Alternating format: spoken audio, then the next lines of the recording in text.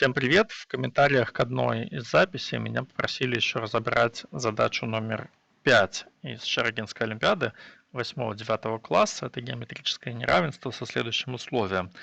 Трапеция вписана в окружность. Докажите, что сумма расстояния от любой точки окружности до середины боковых сторон не меньше диагонали трапеции.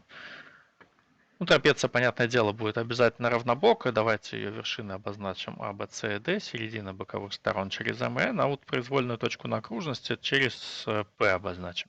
Я не буду использовать на самом деле, что точка П лежит на дуге АБ, но буду проводить рассуждения для вот такой вот картинки. Решение будет работать в любой ситуации.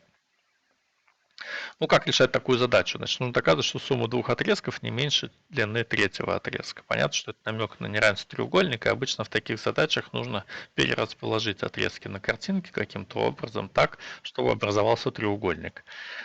А как придумать это перерасположение? Ну, обычно можно посмотреть на какие-то все-таки частные случаи положения точки P, вот, попытаться решить задачу для них. Ну, вот здесь, например, если вы задвинете точку P в точку B, вам нужно будет доказывать, что половина боковой стороны плюс зеленый отрезок не меньше, чем длина синего отрезка. Но это очень легко увидеть здесь, потому что вот есть треугольник, да, с соответствующими сторонами. Половина боковой стороны это то же самое, что НД. Это намекает на то, что на самом деле в общей ситуации вам нужно вот этот оранжевый отрезок просто отложить от точки N.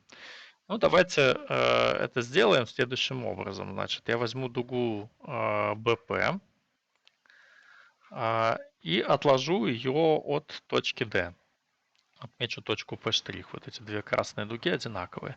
Тогда, во-первых, я получу, что отрезок PP' он будет равен отрезку BD. Он просто отличается от BD поворотом внутри окружности вот на этот как раз красный уголочек. Да? А с другой стороны, у меня есть хорда АБ, она такая же, как хорда CD, и я от конца этой хорды отложил одну и ту же дугу. И понятно, что эта точка будет находиться на одинаковом расстоянии от середины дуги. То есть отрезок NP' будет равен отрезку MP. Как я и говорил, я целился в то, чтобы построить отрезок равный MP, торчащий из точки N. Ну и получаю вот здесь треугольник, зеленая, оранжевая и синяя сторона.